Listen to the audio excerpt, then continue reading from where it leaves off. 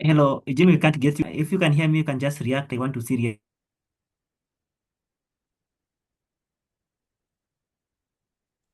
Hello, how are you? reactions. If you guys can hear me, anyone who can hear me, confirm in the chat box. We can hear you. Hello, guys. Hello, guys. Hello. Hello, Anyone can who you can hear hear me? me? Oh Hello, my Jimmy, we can God. hear you. Yeah, we Yes, am I hear me? can hear you clearly right now. Thank you so much. Yeah, My we name can hear is you Jimmy clearly. Kakai. Yes, I am Jimmy Kakai, Students Initiative. And in the program, in the movement of Green Students Initiative, I work as a program coordinator. And I want to take this opportunity once again to welcome each and everybody in today's sessions. This first, I want to apologize so much, but I don't want to take much time. Opportunity back to Kevin so that he may introduce our speakers and continue from there.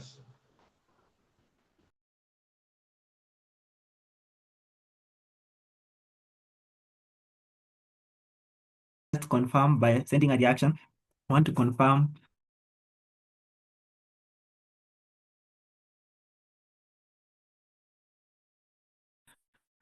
Anyone who can hear me in the chat box. We can hear you.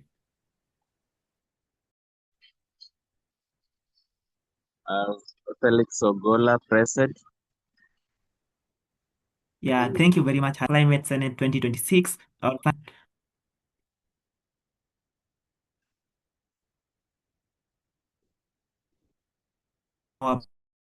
About the session and also about two legislators. And today we have a learn about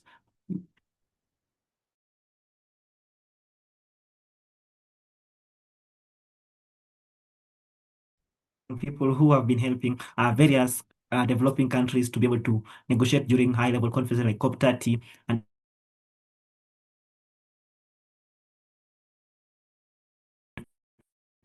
other conferences. So today we have Madam Mara. So as from there, so that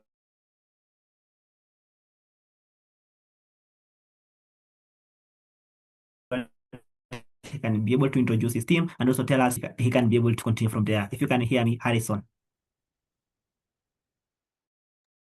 Yes, I can hear you. Thank you, Evans, for that introduction. So I will start sharing my screen in that case. And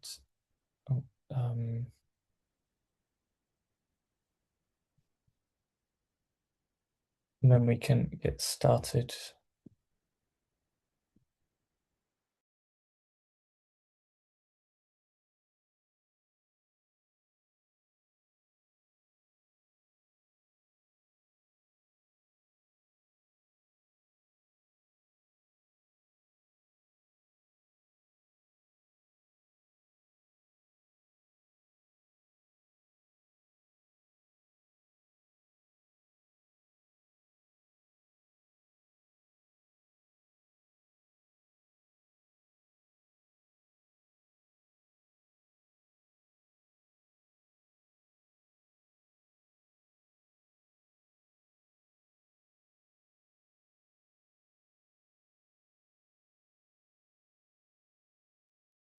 Sorry about that. My computer decided to close down. But so I will start sharing my screen now, just as I bring up the presentation.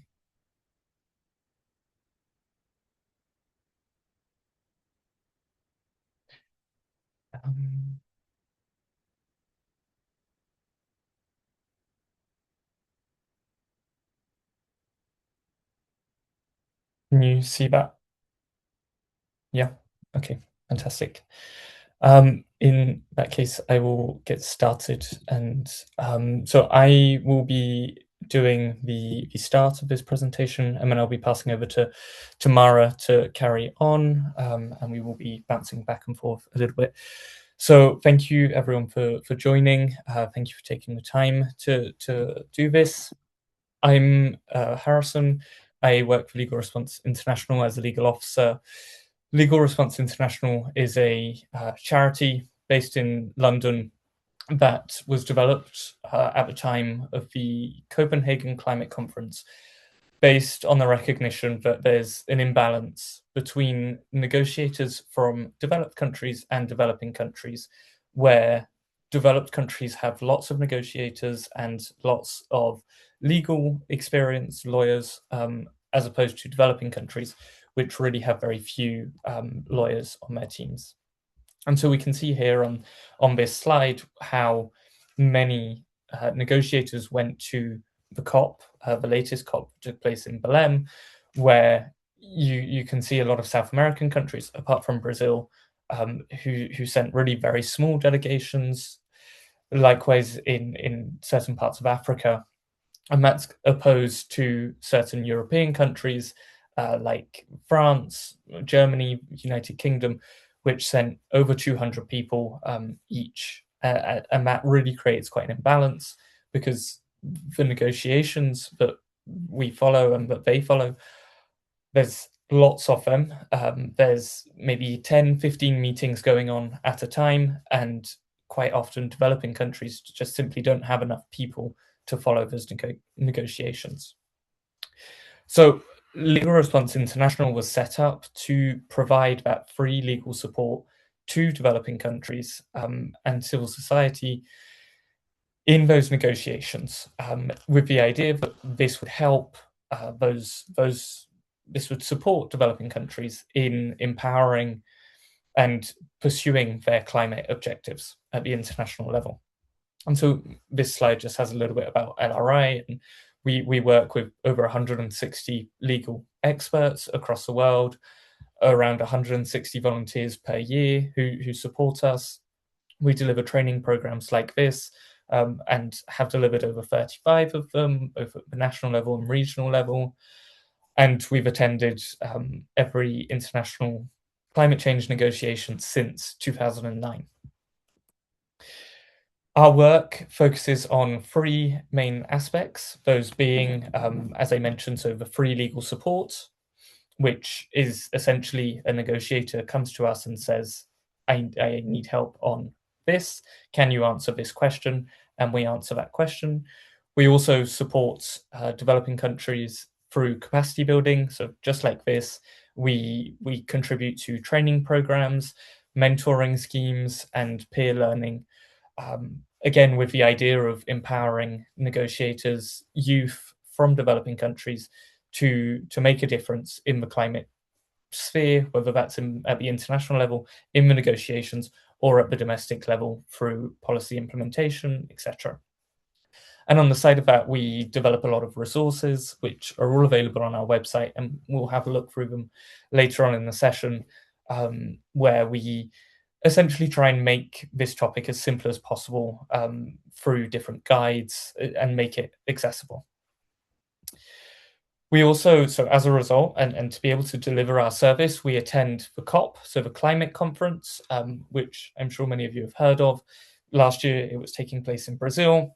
The COP is where, and this, we're going to go into much more detail about this, but it's where decisions on climate change related matters are taken at the international level. So that's where they're negotiated and agreed by the countries. They agree on a variety of different topics. And so LRI goes there to, first of all, follow the negotiations, and then to meet the negotiators that we support, and be able to answer their questions, their legal questions about the negotiations, about what's going on, potentially summarize some of the discussions that have been happening, etc. And beyond LRI, there's many other people that attend the COPs. As you may have heard, there's kind of over 60,000 people who attend these conferences. And among them are mostly negotiators. So they're the ones who come and represent their countries in the negotiations. But there's also, and this is kind of really making up the bulk of participants is the observer organizations. So just like us, there's many NGOs. There's also intergovernmental organizations, so other United Nations bodies, for instance. But you can also find lobbyists. That was in the news quite recently, the fact that there were so many fossil fuel lobbyists at COP30. You can also find activists, journalists, scientists, etc. And the COP has really evolved in the past few years and has become much bigger than it used to. And we can see here on this slide how the attendance to the COP has increased quite massively, where originally in the first COPs, it was kind of a few thousand people maximum. It's recently reached at least 50,000 people in the past 4 COPs. So since COP 27, even at COP 26, you see how many people attended. And with Dubai, the COP 28 being the biggest COP with nearly 90,000 people who attended. Now, this is really kind of a starter of the presentation, and what this module is about is law, and it's to support you in understanding why law is important, first of all. And of course, we're working at this from an international perspective, but all of this is applicable at the national level. And the law is just as important in negotiations of policy, text, etc., laws at the national level, as it is at the international level. So treaties and decisions are legal texts. First of all, that's really the most important thing to remember of why law is important, is that we are effectively negotiating, or you would be negotiating, they are negotiating legal texts. And a well-drafted legal text is really important. And it's important because without having something that's well-drafted, you run the risk of, in a few years, people, new negotiators coming into the process and to approach it differently. And that can happen, especially when the law isn't really quite defined, isn't very clear. So it's important to kind of make sure that the agreement is clear.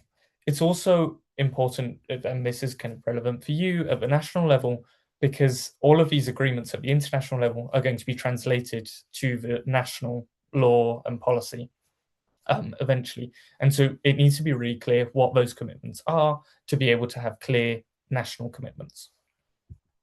Law also regulates the system, so the whole climate change negotiation system. It regulates how the negotiations are conducted. And law is also quite a useful tool in the negotiations to be able to use it as an argument. And that does happen quite often. It's also necessary to be able to understand what a text means, whether a text is legally binding, or if the text is just a kind of general commitment towards something. Following that introduction, I'm going to pass over to Mara to go through this section on public international law and national legislation, which will give a bit more of an overview of law and how it translates to you at the domestic level. I will then take over to talk about the climate change regime, so the COP, how it all works, what happens, what decisions are taken. We might not have time to do the group exercise given the delay in starting the meeting, but we will still at least go through it, at least together. We might just not have time to do the breakout rooms. We'll also go through some legal terminology, and then Mara will take over to cover what happened at COP30, what's going to happen at SB 64, which you'll understand what it is, but essentially the future negotiations, and that's really just to give you a bit of context on this regime. And we will have time at the end for some questions. So over to you, Mara. Thank you, Harrison. I'll just let you know when I need you to change the slides. All right, thank you. So next slide, please. Sorry. Yeah, perfect. The other one, yeah. Let's go straight into it. One more, Harrison, please. Okay, right. Okay. Hi, everyone. Thanks a lot for coming and for listening in on the Friday evening. So I will talk about public international law, right? Because before we delve into the climate change legal regime, I think it's important first that we understand what is public international law versus national law. So international law is a legal system that governs the relationships between countries or states. And it's very important to always remember that it's founded on the principle of state sovereignty. So that means that every state has exclusive power over its territory, also its resources, and then also its nationals, right? So it also then from this premise, since every state is sovereign, it puts them on an equal level. And so the respect of sovereignty then also promotes peaceful coexistence. And that's also enshrined in the UN Charter. So Article 2.1 talks about the organization itself of the UN, right? And that it's based on sovereign equality of its member states. So that's also very important because when future treaties are developed, like Harrison will mention the UNFCCC or the Paris Agreement, every state has one voice. Every state is the sovereign of its own resources, right? Of the fuel, or the fossil fuels, whatever, or so they get to decide what they put on the treaty and what they want to be bound to, right? So that's very important. Next slide, please. Thank you. So that leads us that because states are sovereign, they can voluntarily, it depends on them if they want to enter into negotiations and then ratify a treaty or a convention, right? And so, for example, these treaties or international law often relates to protecting a global commons, such as the high seas or the atmosphere. We'll talk about it in a bit, but also uphold human rights or regulate transnational threats. So, for example, the non-proliferation treaties on nuclear power or nuclear weapons. That's also international law and important to be there, right? And important as well is that the international order or international law is a rule-based order. So it's not only about institutions, it's also these institutions create norms, create laws or rules that are essential to then develop and also to regulate state behavior. So Article 38 of the International Court of Justice's statute explains what are the sources of law, so these sources are also the ones that create the law, right? And these are the ones that the ICJ will look at when it interprets the law or settles the case. So these are international conventions or also treaties. They are the same. Then customary international law, or also the general principles of law and judicial decisions from the ICJ or other international body. Then we also have, so these are all considered as hard law, so they are legally binding, and so states must abide to them. Yes. And then you also have soft law, which is different. So it's the opposite of hard law or binding law. It's non-binding. It's more of a norm or a rule. And so, for example, you have standards, but also political declarations, or as we'll see, COP decisions often are non-binding. But they are still very important, and they still regulate state behavior, and they're important as well for the interpretation of law. So, for example, the Sustainable Development Goals, they stem from the Agenda 2030, the political declaration of the UNGA, right, the General Assembly. They're not law, they're not hard law, but it doesn't mean they're devoid of legal effect, right, or nature. Next slide, please. All right, so now we'll look at two consequential sources of law. So one is treaty. What are treaties? So they're international agreements that are concluded, so either bilaterally between two states or multilaterally between several states. And they're written and they're governed by international law. So you have the Vienna Convention on the Law of Treaties, that was ratified or signed in 1969, and that's one that it explains really what are treaties, how to interpret them, what happens if a country leaves a treaty. So that is very important also when you look at how to interpret different clauses with respect to also the context, right? So that you often should take into consideration soft law or the objectives of the treaty, right? And so a treaty creates legal obligations, and because states sovereign have once they have ratified the treaty, pacta sunt servanda, so that means they are obliged to follow or conform with the treaty's obligations in good faith, because they are bound by the treaty, and they have the say consent, right? They consented to be bound by the treaty, so they should follow it within good faith. And so because they're legally binding, they're also enforceable by courts, whether it be in national courts or international courts. So then, of course, it will depend on the type of state they are, but we'll see that in the next slide. But they are also wait, sorry, not yet. Yeah. I thought, no, not yet, sorry. Yes. Where are we? No, before, sorry. We said I said we will see it, but yeah. So they are the expression of the highest political will, right, of states. And importantly as well to know is that because states are bound by it, states are often very careful of what to include in a treaty and not to be, too hard bound, or not to have, for example, enforcement mechanisms that would bring them to court if they fail to abide by them. And they often use what's called constructive ambiguity. So that means, certain articles within a treaty will be a bit vague, so that when it comes to interpreting them, or if a court tries to say, they're not following it, or they have breached the treaty, then the state can say like, well, but it can be interpreted in different ways.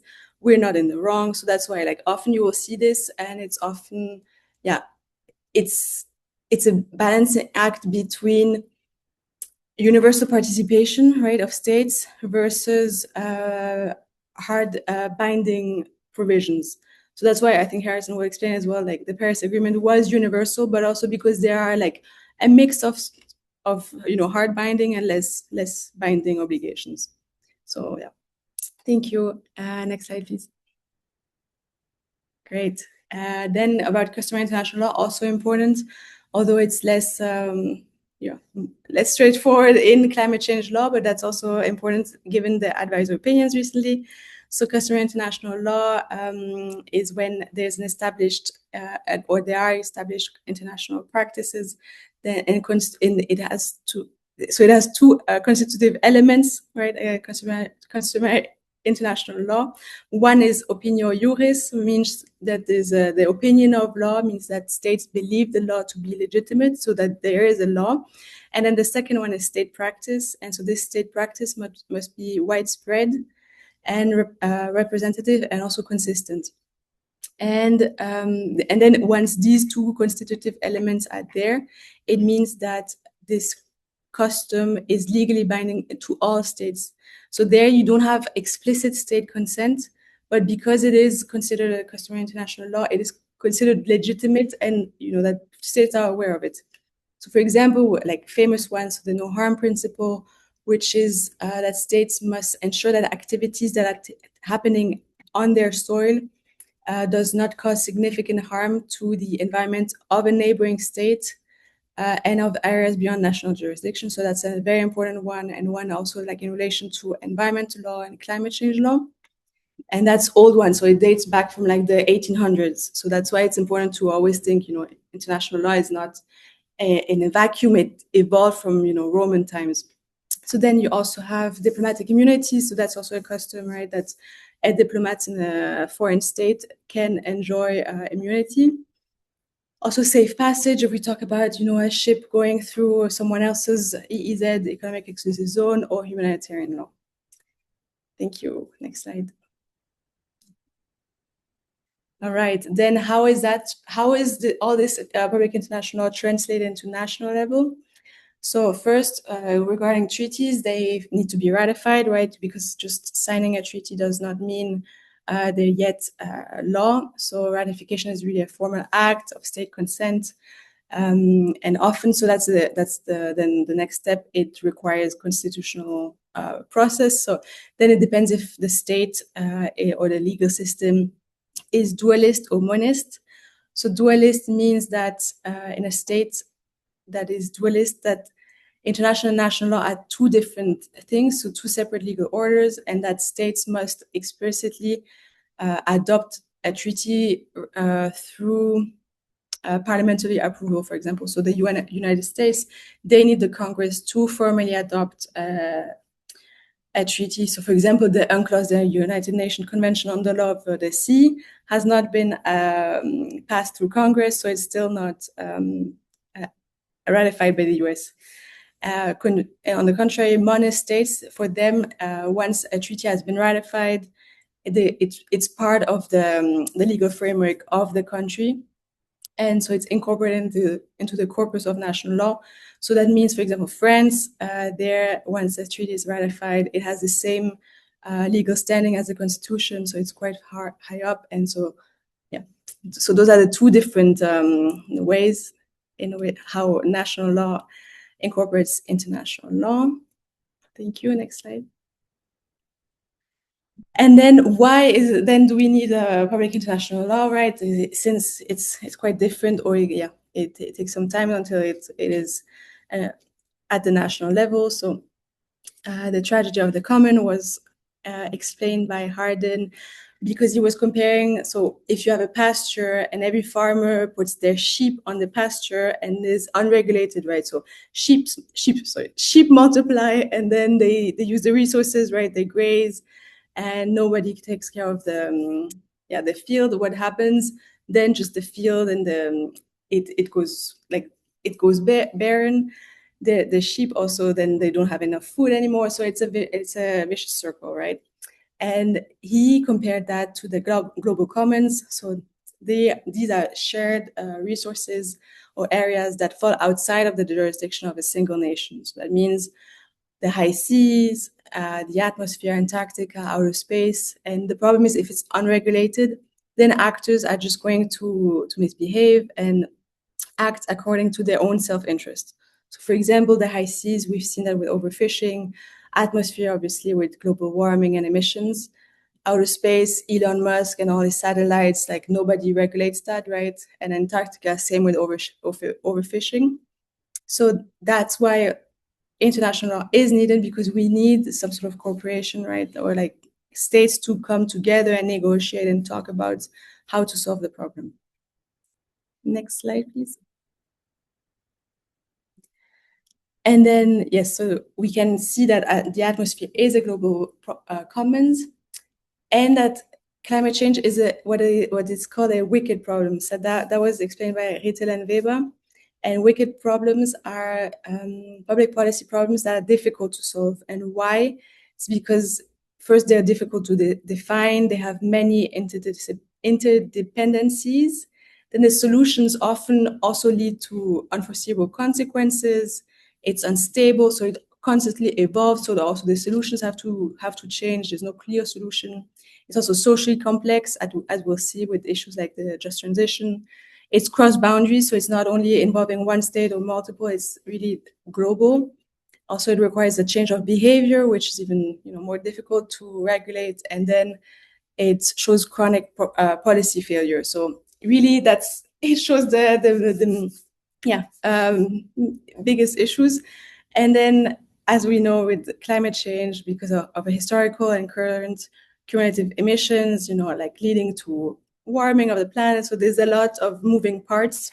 And so that's why cooperation is important. And it started with the atmosphere being recognized as a common concern of humankind by the UN resolution.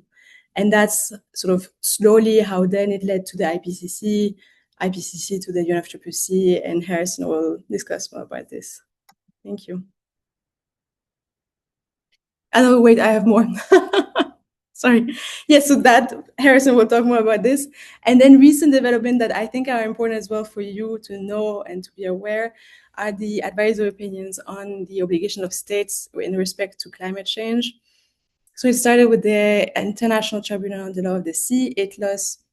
That was in 2024. Then the Inter-American Court of Human Rights in May last year, the International Court of Justice in July last year, and now also the African Court on Human and People's Rights has an advisory opinion pending. So now they're going to receive, I think, written submissions.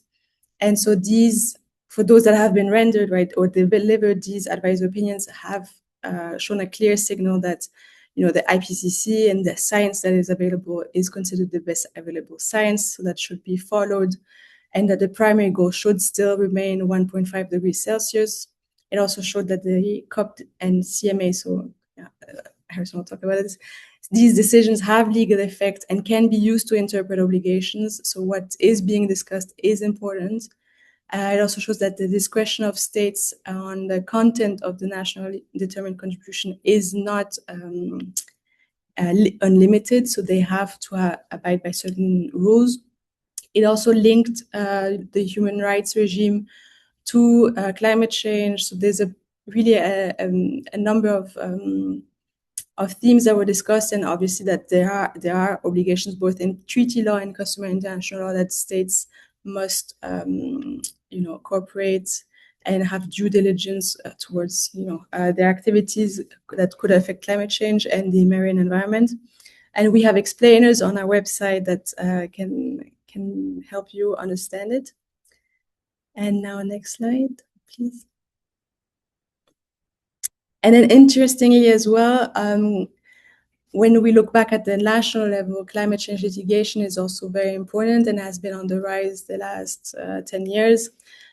So courts have invoked the Paris Agreement to underscore the obligation of states, right? Because often it's citizens holding their state to account for breaches of international law or national law in respect of climate change. So, for example, the Urgenda Foundation versus the State of the Netherlands is a big one, where citizens successfully sued the government for inaction on climate change, and it linked inaction on climate change that it would create a breach of human rights, so right to life, right to a private life, family life, home, etc. And then also the Ashgar Legari case versus Pakistan. That's now a while back, I think 10 years, but that was also very important with the failure to carry out national climate change policy. So that was also like there was a policy, but it still didn't change the country's behavior. And that led to the establishment of a climate change commission in Pakistan. So you have more and more of these cases right now that are also take into account adaptation and loss and damage. So it becomes more and more fine-tuned and very interesting also to follow. Thank you. I think that was my last slide. Yes. Thanks, Harrison. Thank you, Mara. I will now take you through the climate change regime. So based on Mara's introduction to international law and how that translates at the national level, we're now going to look a bit closer at that in the context of the climate change regime. So the climate change regime is composed of three main treaties. We've got the UNFCCC, the Kyoto Protocol, and the Paris Agreement. And these all come under this logo, as you can see here, this kind of part of the United Nations, which is United Nations climate change. And so we have here on this slide, this is really the process of which has been followed to reach the stage we're at now in this climate change regime. So the first step, which is this one down at the bottom in 1992, was the adoption of the UNFCCC. So the UNFCCC is the United Nations Framework Convention on Climate Change. It was adopted in Rio, so it's one of the three Rio Conventions, which is something you may have heard of, alongside the Biological Diversity Convention, as well as the Desertification Convention. It sets a really general objective, which is to achieve essentially the stabilization of greenhouse gas concentrations in the atmosphere at a level that would prevent dangerous anthropogenic interference with the climate system. So essentially, the objective is just to stabilize the amount of greenhouse gas in the atmosphere, and it does this by, as I said, quite a general commitment. It includes some bodies, it sets up some bodies, and sets out some really kind of initial commitments. But it was always intended as a framework. It's in the name, United Nations Framework Convention, and so it needed fleshing out. And that intervened quite quickly, only 5 years later, in 1997, with the Kyoto Protocol. Now, the Kyoto Protocol it takes an approach that is top down, and Mara was mentioning this kind of indirectly about how in international law there's always this balance between making a treaty as universally ratified as possible, as universally adopted as possible, but at the same time making sure it has some teeth, some compliance mechanisms, ensuring that its commitments are followed. And there's always that kind of balancing act. And the Kyoto Protocol was intended to be quite a strong commitment, quite a strong treaty in that it was top down, meaning that there were legally binding emission objectives and limits for a certain set of countries, so developed countries, from Annex 1 countries, who essentially had a limit to how much emissions they could make every year. On top of that, there was a compliance mechanism, which meant that if those developed countries emitted more than they were allowed to 1 year, they could be penalized, generally through kind of financial contributions. The issue with the Kyoto Protocol is that it was top down, and it meant that this kind of balancing act in a way was kind of missed, because some major emitters were simply decided not to ratify the agreement, such as the US. We also saw that when the compliance mechanism actually came into play against Canada, who'd emitted too much 1 year, Canada decided to withdraw from the agreement.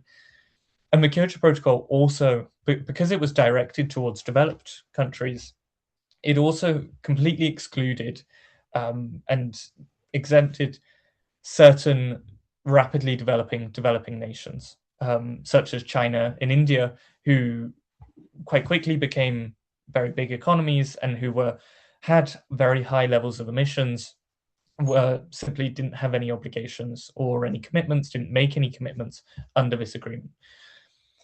So the Kyoto Protocol is kind of a mixed bag on how successful it was, but it did lead to the Paris Agreement, and it led to this kind of recognition that there needed to be a different approach, one that didn't set a binding target for every single country, one that set more of a more general objective that then countries pursued in their own ways. And so this led to the Paris Agreement, which was adopted in 2015 with a bottom-up approach, meaning that the nations themselves, the countries themselves, decide what their commitments are going to be, and then they pursue those commitments. All of those commitments are under a few goals that are set out in the Paris Agreement, which are described here. You can see one of them, the main one, which is the temperature goal in Article 2.1a of the Paris Agreement, which is to limit the increase in global average temperature to well below 2 degrees and pursue efforts for 1.5 degrees. Now you may be thinking, how is this done if there's no kind of limit to how much each country can emit every year? It's done through what is called these nationally determined contributions, NDCs, which is developed in Article 4.2 of the Paris Agreement. The idea being that countries themselves say, this is what we're going to do in the next 5 years or set of years, 10 years, we're going to work towards this. And all of that is under this objective of limiting the temperature goal to 2 degrees. But it means each country can be as ambitious as possible, needs to be more ambitious than their previous NDC, but they decide how ambitious they are. The Paris Agreement also, I mentioned on the first slide that the Paris Agreement established 3 goals, the first one being the temperature goal that we've just seen in Article 4, the second one being this global goal on adaptation in Article 7.1, the idea being that there are certain limits to the amount of I'll start from the beginning. There's two main fields in the climate change treaties, being mitigation and adaptation. Mitigation is the idea that we're going to limit our emissions to prevent as much as possible climate change. And so that's the temperature goal, essentially. But there's also adaptation, which is the recognition that there are some effects of climate change which we're already seeing, and we have to adapt to those effects. And so Article 7.1 creates this global goal on adaptation, which, with the idea of providing finance and more generally kind of projects towards adaptation. And then the final goal is the financial goal, which is mostly in Article 9.1. Article 2.1 also discusses it, but it establishes an obligation on developed countries to provide climate finance to developing countries, which is really important. And it's this way that developed countries are supporting this kind of transition towards a greener economy and promoting projects which address climate change and enable this kind of pursuit of more and more ambitious NDCs with the hopes of achieving this 2 degrees goal. The Paris Agreement also has a compliance mechanism. So we discussed just before about the Kyoto Protocol and how that compliance mechanism was quite strong with kind of financial penalties. That didn't really work because with Canada, for instance, as an example, when a penalty was inflicted on them, they simply decided to withdraw. So the Paris Agreement compliance mechanism is designed to be much more facilitative. The idea being to kind of apply political pressure on those countries that aren't respecting their commitments. And the hope is that through those political pressures and kind of showing who the bad people are, or the bad nations not pulling their weight, that would pressure them into being more ambitious. All of this is kind of done through some means of implementation. So the idea is to promote mitigation and adaptation measures. That is done with the help of means of implementation, as they're called. The three means of implementation being the provision of finance, technology transfer and development, which is the idea that developed countries need to provide new technologies and support developing countries in developing new technologies such as wind farms or kind of solar farms, etc., to support that transition. And finally, the final means of implementation, which is capacity building in Article 11, which is the idea that even with finance and new technologies, there needs to be a kind of upskilling of the workforce to be able to use that finance and technology as best as possible. I'm now going to move on to the governance system. So now that we've kind of seen the general, what is the system, what is the Paris Agreement, the UNFCCC, and the Kyoto Protocol, we're now going to see how that works in practice. There will be time for questions at the end. I cannot see the Zoom screen right now to see if there are any, but there will be some time at the end, so please do take a note of them. The governance system is established through this kind of supreme decision-making bodies where there are three, one for each convention. We have the CMA, which is the supreme decision-making body for the Paris Agreement, the COP, which is the decision-making body for the UNFCCC, and the CMP, which is the decision-making body for the Kyoto Protocol. And we're going to explore kind of these a bit more in detail, especially what they do, a little bit later on. But essentially, these are as I said, the supreme bodies of their respective treaties, which means that they can take decisions or they're the ones that take the decisions to implement the Paris Agreement, the UNFCCC, the Kyoto Protocol. They also will periodically review progress to achieving the goals of those three treaties. They're also the kind of institutions that will mobilize finance, that can establish constituted bodies, which act kind of on the side and ensure compliance or promote different aspects of the treaties. And they can also lead to less kind of formal approaches with stuff like political declarations, agreements, accords, or work programs, which can also be developed. These governing kind of supreme bodies are supported by two subsidiary bodies. So we have the governing bodies at the top.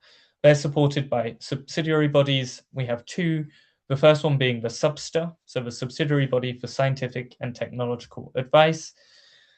The idea of the SUBSTA is to provide advice on scientific matters, technology matters, that all relate to the Paris Agreement and the Convention. It addresses issues such as impacts, vulnerability, research and observation, technology transfer and development, as well as guidelines for reporting, for instance.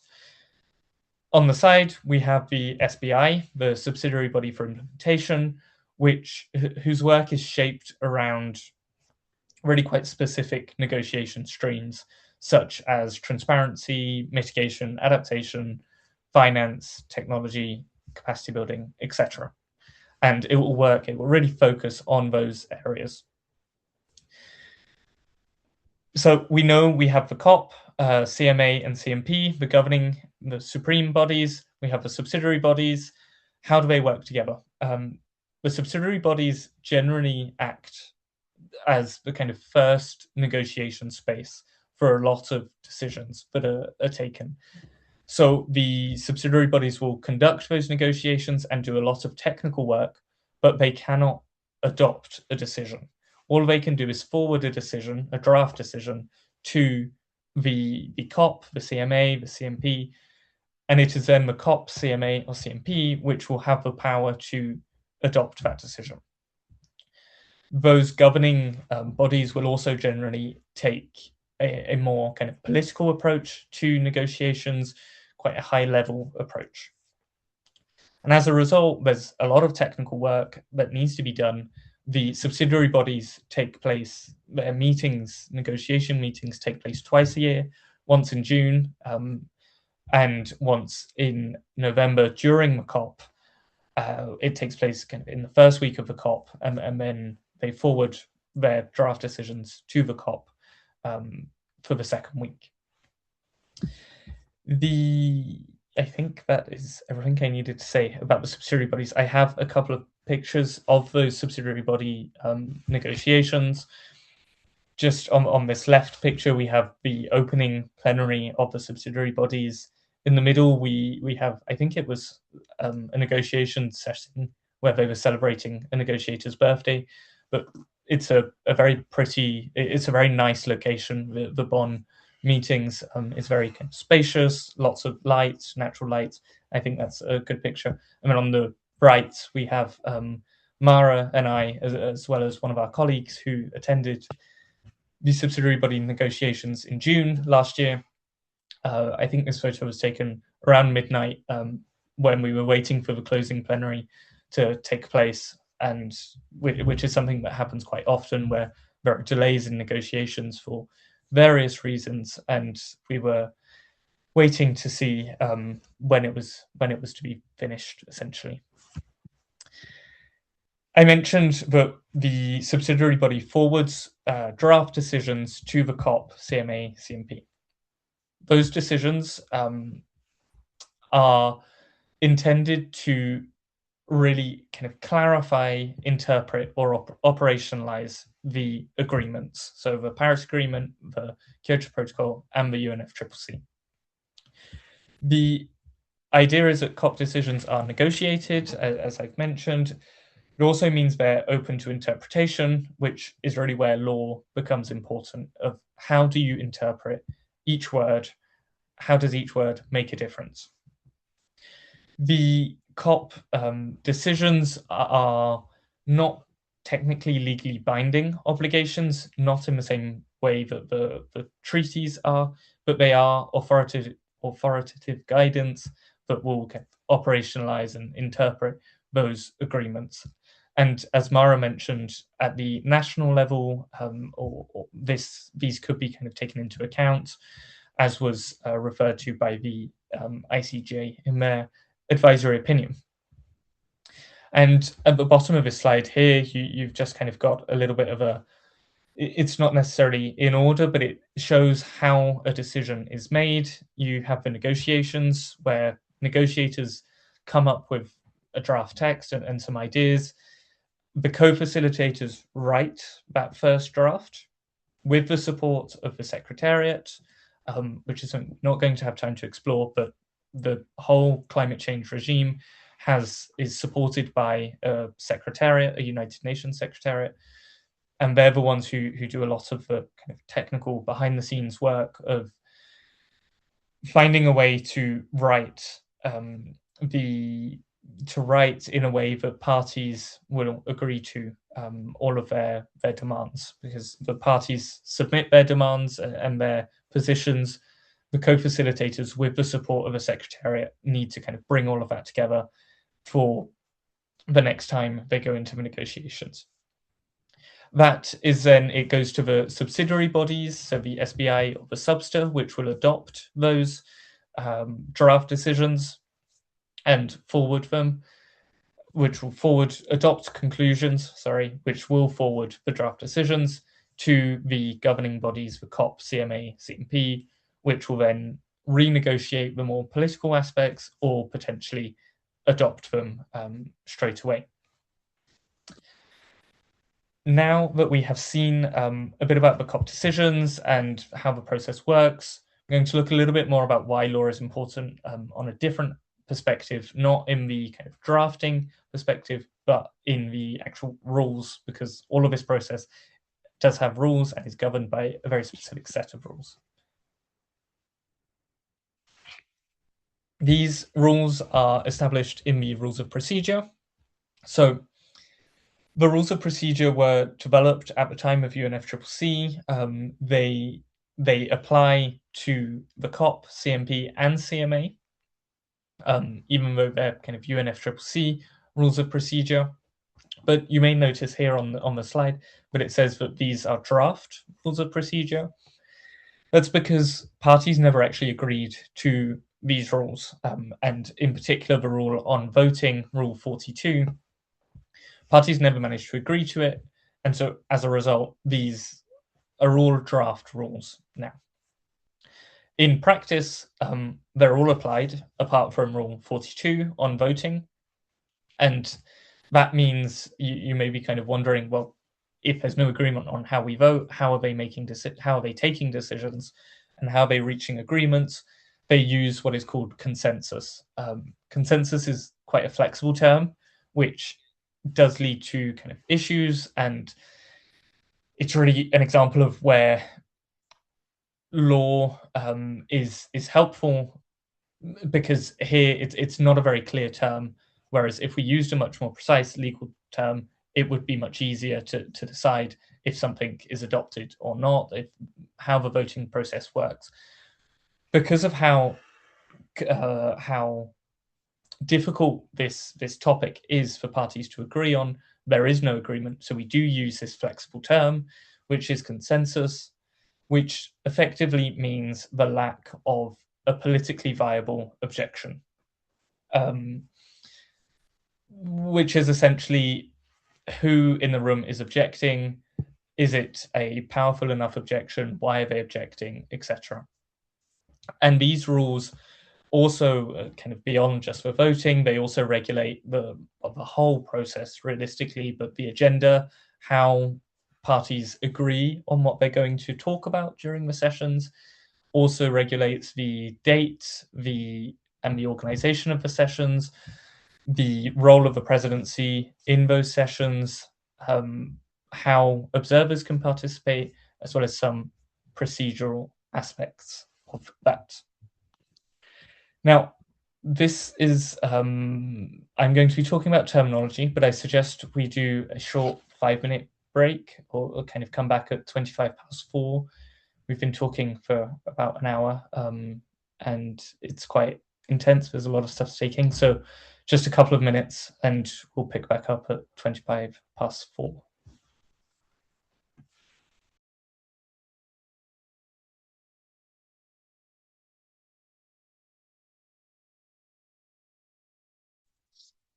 Hello.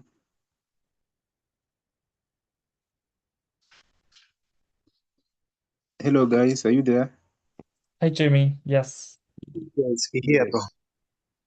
Okay. Thank you. Thank you so much for that powerful insights. I know the senators inside here are learning a lot. And yes, I just want to encourage them.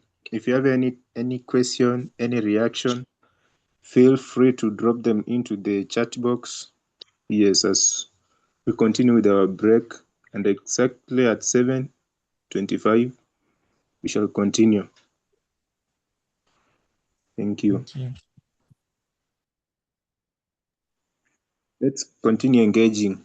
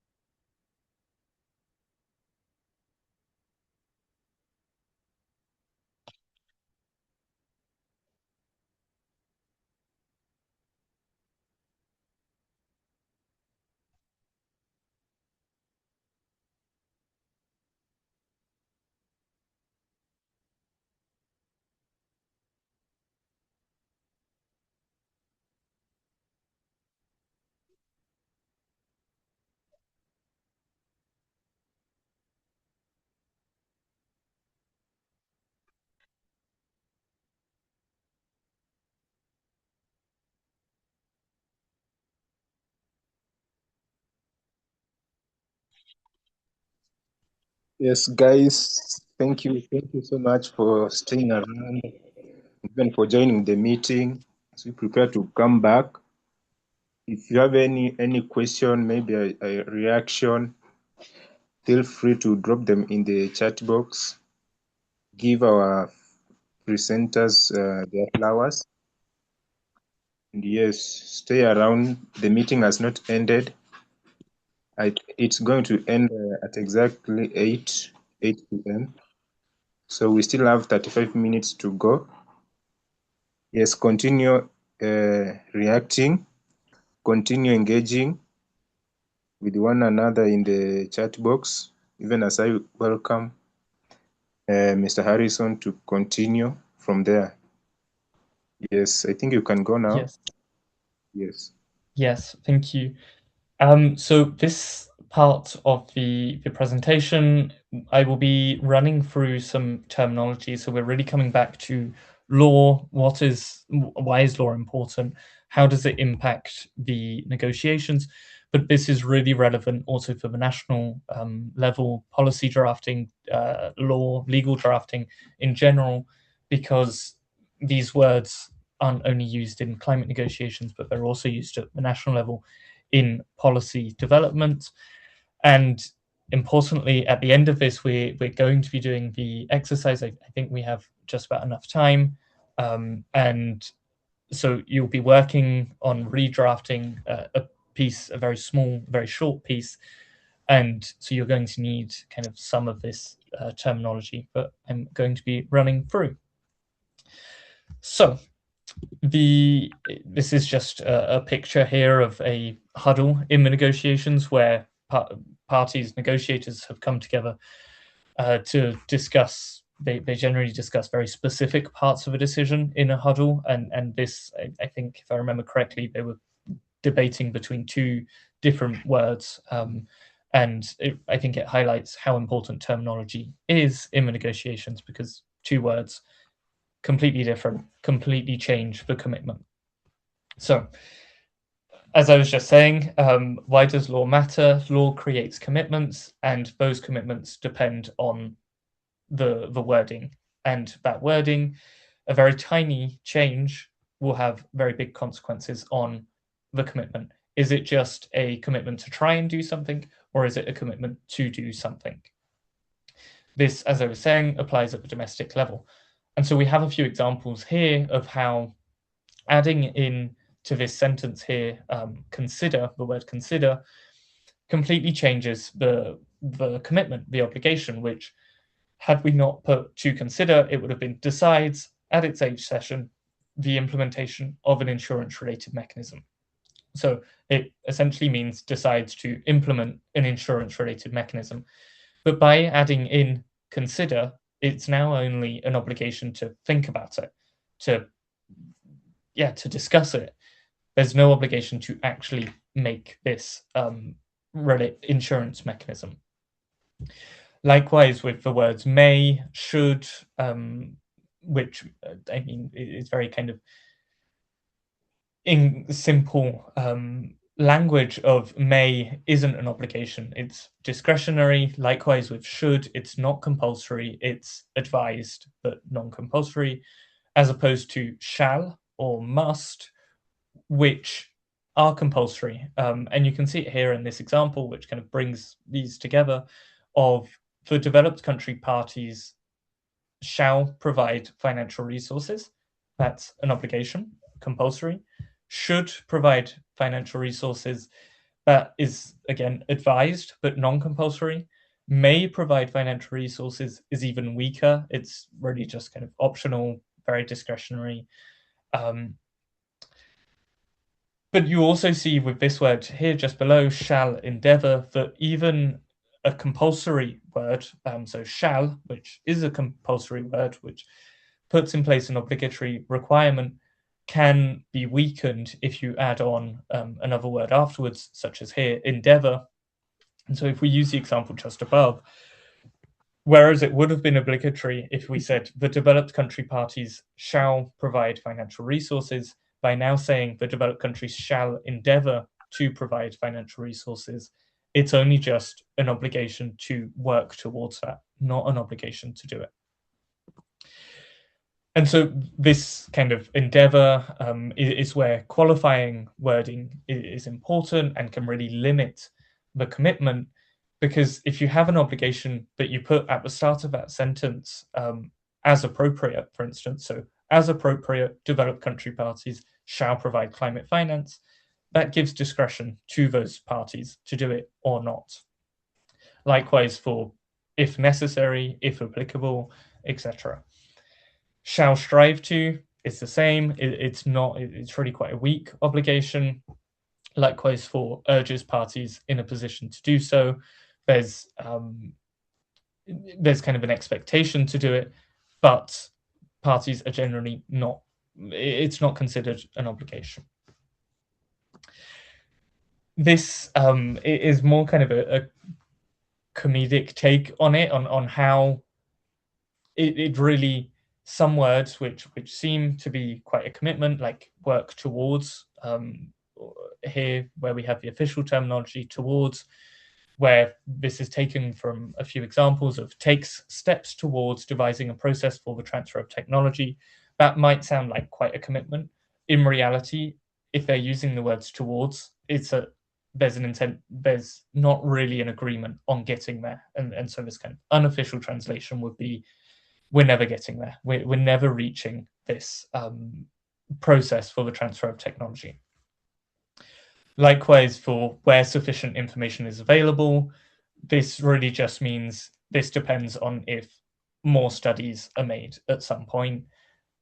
Likewise with the words with a view to, this is really quite a general one, is used quite often, and you can generally translate it to mean hopefully we'll do something at some point in the future. But when it's going to be done, if it's going to actually be done, there's no real agreement on.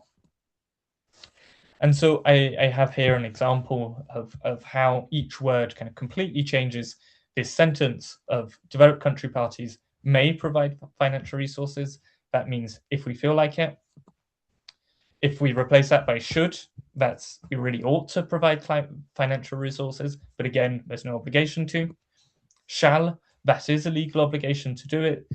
And finally, shall endeavor to. So again, we've got that shall, adding a bit more.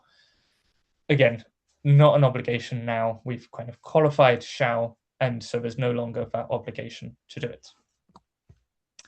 So we're going to do a little group exercise. This exercise, you're going to be, it's essentially kind of a role play of you as negotiators. The kind of premise of this role play is it's 8:50 a.m. You've just finished your morning meetings. The morning meetings kind of started at 7:30. You have a new draft negotiating text, which you are negotiating at 9 a.m. So you've got 10 minutes to discuss this paragraph. You're deeply unhappy about this paragraph because it's very kind of weak. It contains lots of qualifying wording, very weak obligations or no obligations, essentially. And so you want to completely change it and make it as ambitious as possible. So you've got 10 minutes to do that. This is a text that is taken from the Global Goal on Adaptation decision from this year, which Mara will be talking a little bit more about after the role play. But the actual premise of what you're trying to change, that is completely invented. It's not necessarily a position held by any parties or groups. So as I said, you're going to be in groups of around 5, maybe 5, 6.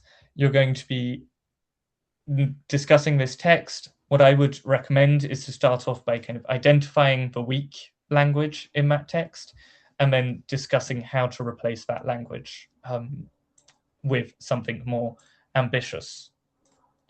I'm going to find the document I need to share with you.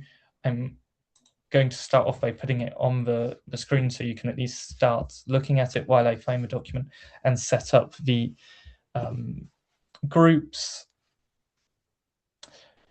So if you want to just have a read through it, and then I will put you into your groups with the document you can use.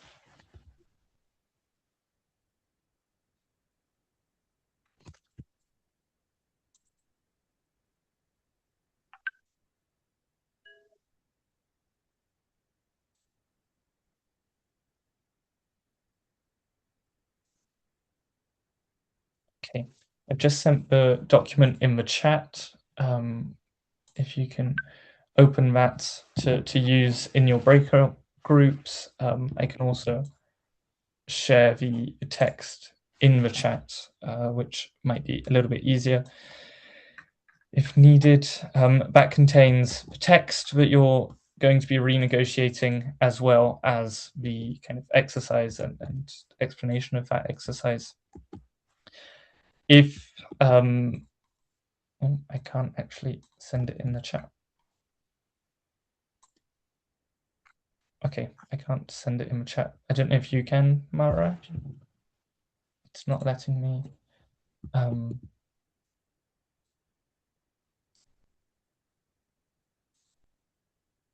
But if not, in any case, yeah, thank you. It's on the document. I will be sending you into breakout rooms now. So 42 people. We'll be making 8 breakout rooms. We will be back in 10 minutes. So I will be closing the breakout rooms at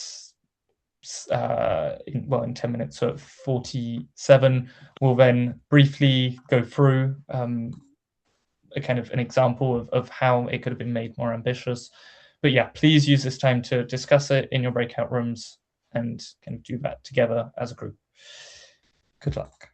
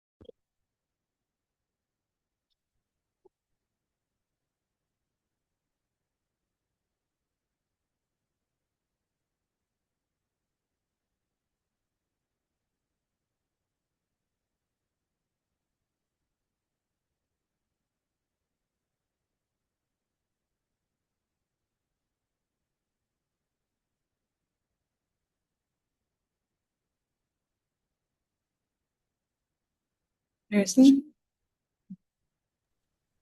Where is the document? I don't see it. It's in the chat. No? I don't know. Wait, I can send it again.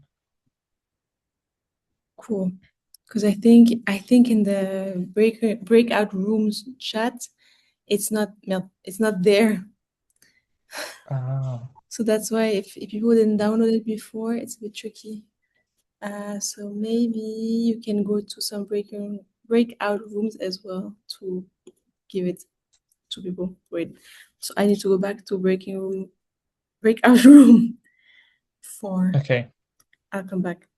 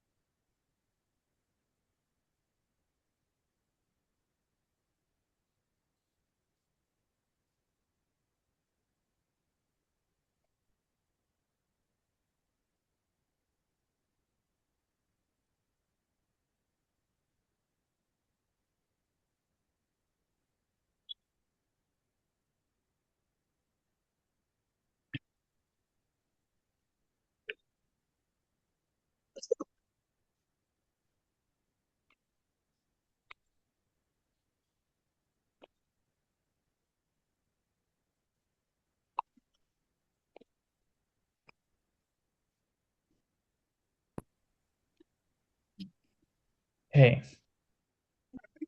just let everyone arrive back in the main session before quickly going through the example, and then I will hand back over to Mara. Okay, looks like we're all back. So I gave you this text to work on because I thought it was text to look at. As you can see on this second slide, it was a text where you could really take out a lot of words, where these words, for instance, here, voluntary, non-prescriptive, non-punitive, facilitative, global in nature, respectful of national sovereignty, were all words that didn't need to be in there if you want an ambitious text. Now, there's many reasons that these words ended up in the text in the official decision, but in the context of making this as ambitious as possible, all of that could go, because all of these objectives actually really quite weakened the objective and the decision. Likewise, as you can see in the high ambition example below, simply replacing emphasizes by decides actually makes this quite a stronger commitment. Instead of saying that they should not create any additional reporting burdens, you can simply remove that, and that they're not supposed to be a basis for comparison among parties. Replace that by saying that they will serve to evaluate and compare collective process. The fact that in the original text it talks about not being a barrier to accessing various different finance or funding, etc., you can remove that again, which makes it much more ambitious. So I hope that was helpful. I know it was very short and it didn't need for very long in the breakout rooms, but I hope it gave you a bit of an idea of how drafting works and how law is important in that drafting. I will now hand back over to Mara to run us through what happened at COP and what is going to happen in the future negotiations. Thank you. And I think I would also like to flag that LRI has a terminology guide. I think that can be found online, and that also explains each word and each verb, what it means and what it entails. So to conclude, we'll go through quickly the main COP30 outcomes and sort of what they will bring for the SB, so the subsidiary bodies meeting in June, or SB 64. So next slide, please. I'll try to go fast. So yeah, you can always ask questions or look online.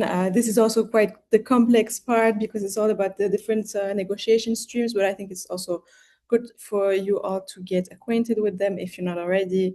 So that's the list of the major negotiation streams. So they're every year at each session. So COP, SBs, etc. mitigation. They discuss the mitigation work program. Mitigation means, reducing emissions. So that's always, of course, a tricky one and always contentious of, who reduces or by how much, or like should they put quantities, etc. So that's always an issue, but always interesting to follow. Adaptation. So this year, in the next slide, I will discuss the GGI, so the Global Goal on Adaptation. And then the finance is also an important one, right? As Harrison mentioned, who gives the finance to who, right? So like developed states have an obligation under the agreement to provide finance to developing states. And last year, or like 2 years ago now, at the COP in Baku, COP29, the new collective quantified goal, so on finance, was adopted. That was also a big moment, right? And that's still being developed, as in how and who will provide, or it towards that goal. Then transparency with the biennial transparency reports. That's always important as well. And the first ones were submitted, I think, last year. And that's where states sort of say how they have implemented the laws and policies towards achieving the SDGs.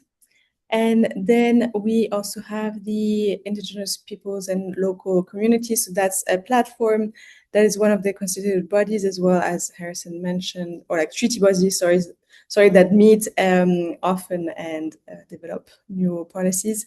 Agriculture, just transition, etc. So yeah, I'll move on to the big takeaway. Sorry, who's talking? Hello. Do you want to say something to me? Yes. Sorry for interrupting you. Even as you continue, I just want to urge the senators that I've pasted a link for the attendance form. So you may feel free to fill in your attendance form as you continue to present. Thank you. Great, thank you. Yes, so the link is on the chat, everyone.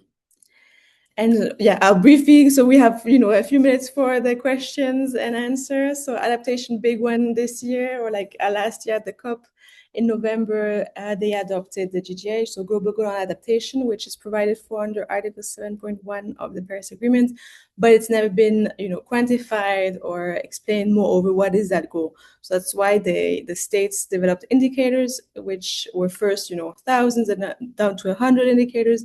And now in Belém, they agreed on 59 indicators.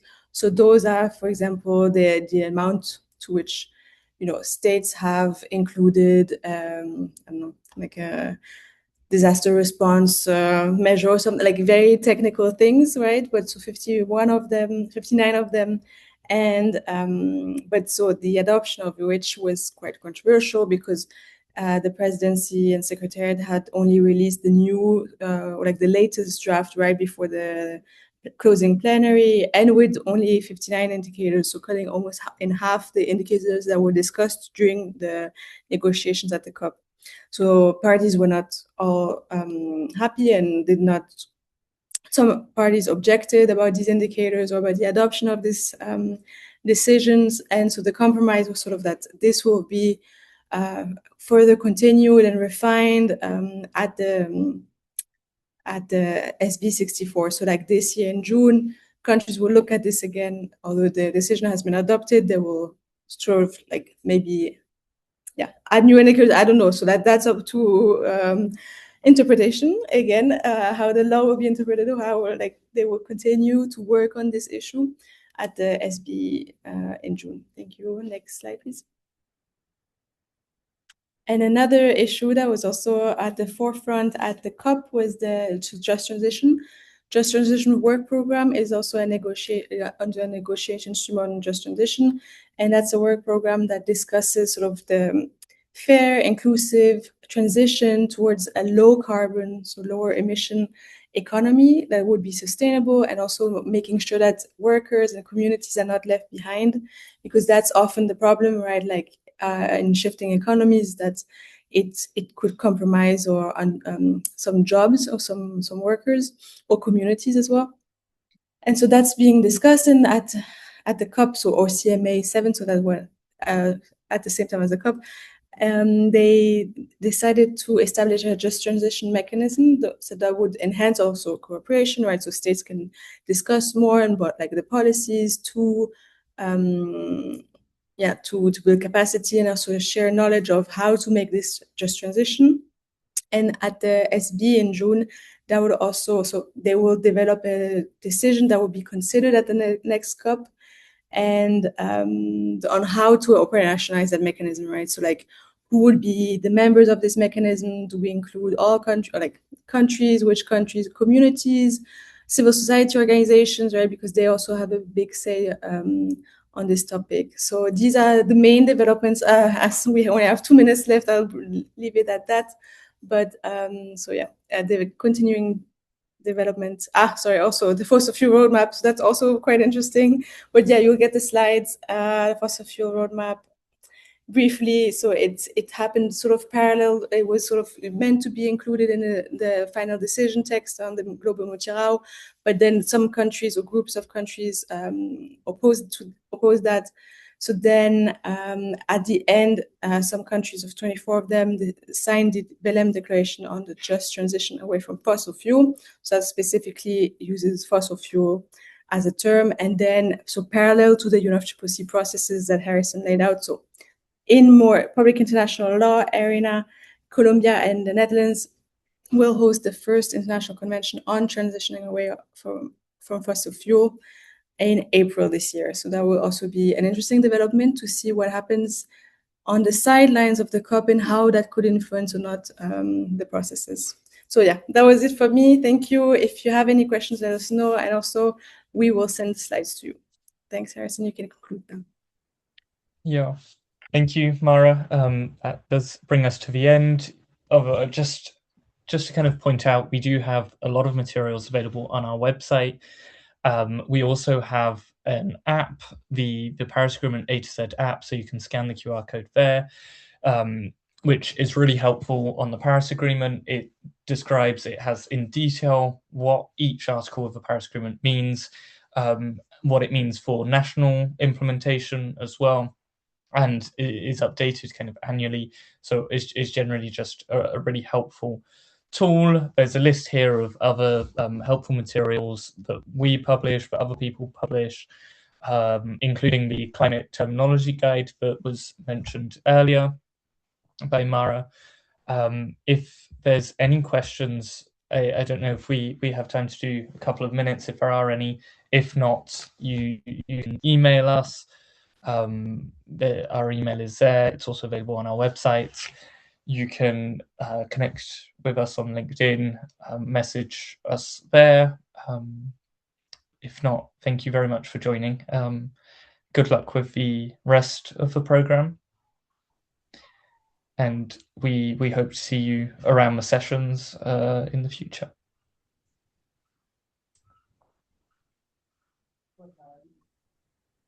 Hello, everyone. Hello, Mohammed. Yeah, I want to say thank you very much for the session. I mean, it was actually impactful. I learned a lot through this session. My concern has to do with the attendance, because I'm actually trying to write my name on the attendance. I'm not getting the rightful way. So I'll try several times no way. So can you please help in the process? Yeah, actually, we will help. I think Jimmy's there. He'll be helping you guys in case you're facing any challenges. Yeah, anyone who has another question apart from the attendance, the floor is now open. Anyone who has a question?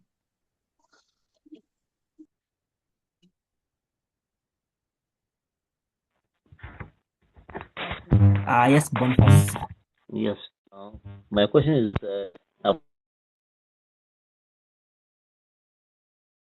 we going to share it in the WhatsApp platform, or to continue the work, or the work have already finished here? And then the other question too is that how can this international law will help this national law to the local one to make a policy about this the waste management and the forest policy that we have, most especially in West Africa, that people are deteriorating the forest and more of deforestation is taking place. But people, they don't have the guide how to cut down the tree and replace with the other ones. When to plant, how to plant, where to plant, the community to plant. Please, that is my question. Thank you. Yeah, I think I'll give a chance to Mara or Harrison to answer the question. I don't know who will take the question. Thank you. I'm not sure I got the first question. Harrison, did you? No, I didn't. Yeah, the first question is basically directed to us. He is asking about WhatsApp platform. So on the WhatsApp platform, I think we'll reshare again after we're doing a follow-up email. We'll attach the WhatsApp platform so that you can be able to join. And then so that's what we'll do. And then the next question, guys, Mara and Harrison. Yes. So I think it really from the question I understood is that how can national and then local policies and laws take into consideration these deforestation issues, right? I think that really depends on the country and also the legal system there, because it usually works like a pyramid, right? There's a constitution, and then further down is like the laws, and then the municipalities and communities have policies that should all be consistent with each other. So yeah, I think that that's really dependent on the country, whether it's also monist or dualist. How does it take into consideration international law and implemented it? If also the country has a climate change framework law, right? So that would be a first step, because that would enforce provisions of the Paris Agreement, and then whether it's how it engages with the UNFCCC and its treaty bodies. But Harrison, if you want to add something, go for it. I'll just add that at the international level, especially in the UNFCCC, there is discussions on deforestation, and there have been pretty much from start, with notably the Red Plus kind of program of discussions, which is all about how deforestation is impacting different countries, how it's impacting and creating emissions, which is obviously what the primary goal of the treaties is to limit the amount of emissions. So there are discussions at the international level. As Mara mentioned, how much they influence the national level really depends on each country and how their system kind of works in that pyramid.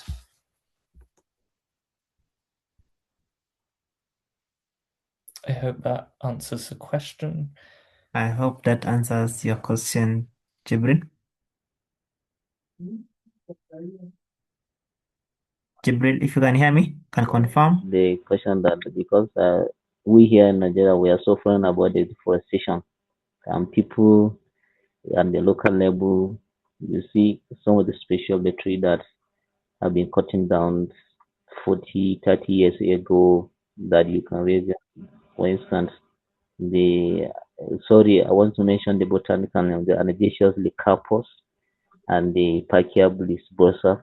That is our indigenous species that we have here. Mostly when they are cutting down, you can't raise them within 20 to 30 years. So, and the local dwellers and the leaders, they have the collaboration of triggering the deforestation in our localities. Then me, I'm a young environmentalist, and I'm fighting in my community about that. But up to now, because of the climate change activists and environmentalists, they are few, because youth, they don't want to join us to make the campaigns happen.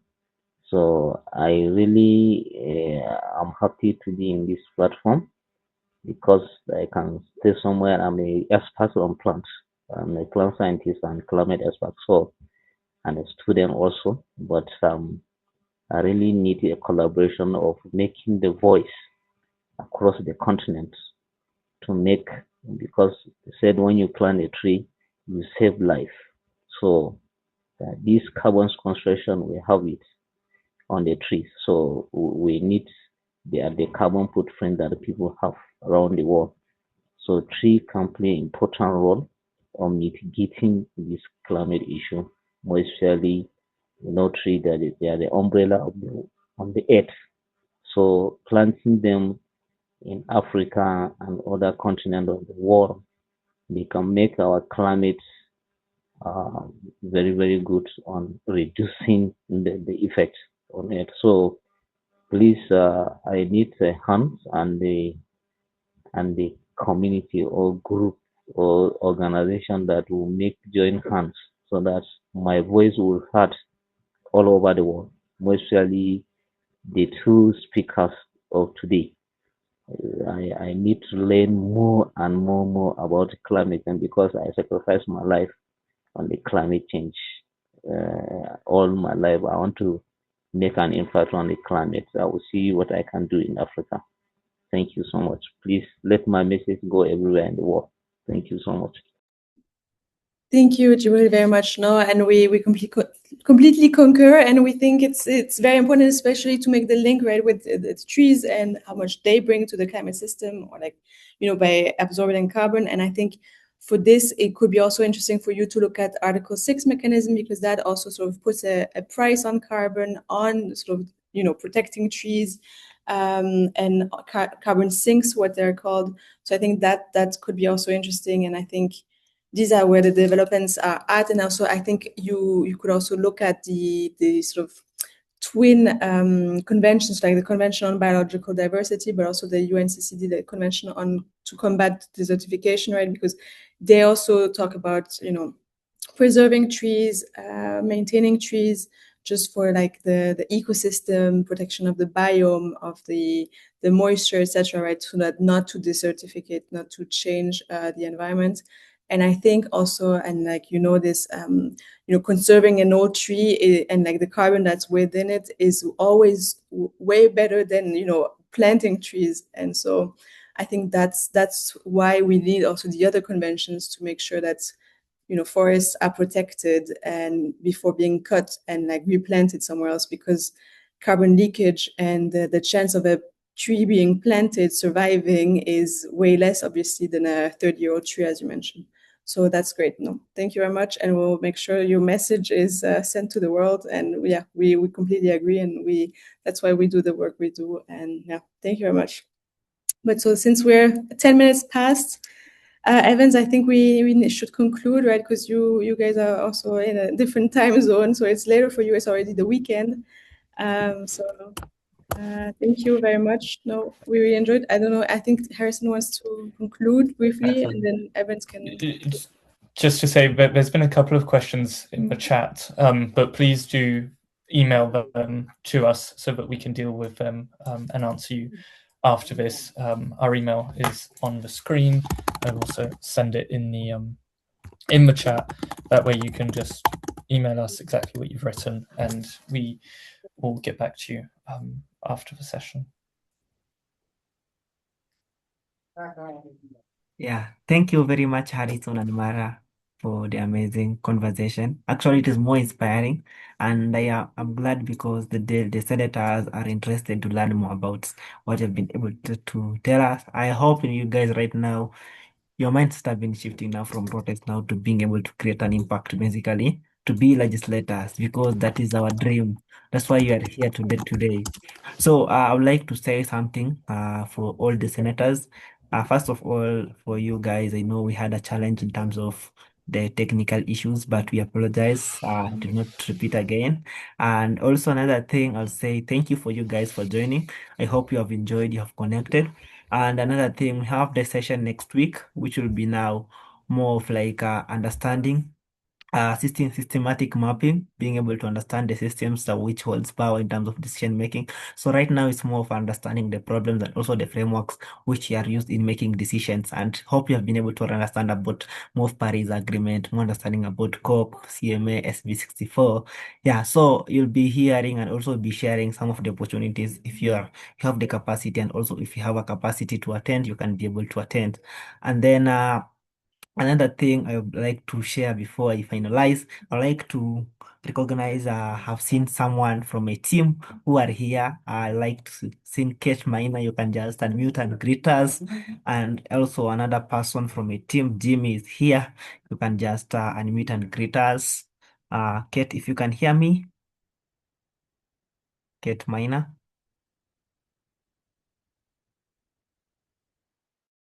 Kate.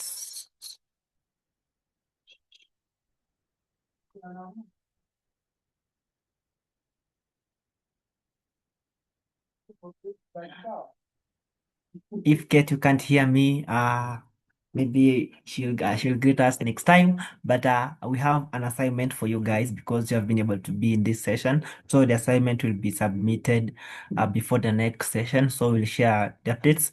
The assignment is basically being able to identify a problem in where you're staying or your areas of influence. I understand most of you, some of you are students, some of you are community leaders. So the first thing is to identify the problem, then develop a constituency profile. Is like a small problem statement which will help you will guide you as we grow, because the first thing is identifying a problem. If identifying the problem now, will be guiding you on how you can be able to grow until you develop a very good proposal, or we call it a climate bill for you, so that you can be able to present to various people who are in your areas of influence. So that's what the next step for you guys, and see you in the next session. I see someone has a question, but we will just send them. We have our WhatsApp group. You'll just send them the questions there. Then another thing for you guys is let's connect and network, and let's meet next session. Thank you guys and have a lovely weekend. Bye. Thank you. Bye.